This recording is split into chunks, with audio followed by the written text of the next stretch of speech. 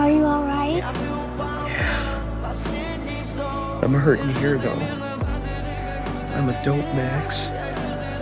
All this time you've been here, and I could see anytime I felt like it, but I didn't. And your mom told me you were moving to Boston, and I started thinking I could be sitting around sometime and want to look at you and hold you and play with you. And I want to be able to.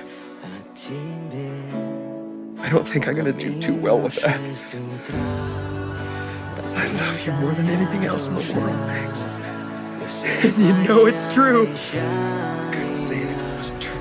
Not today. I love you. And I'll never hurt you again.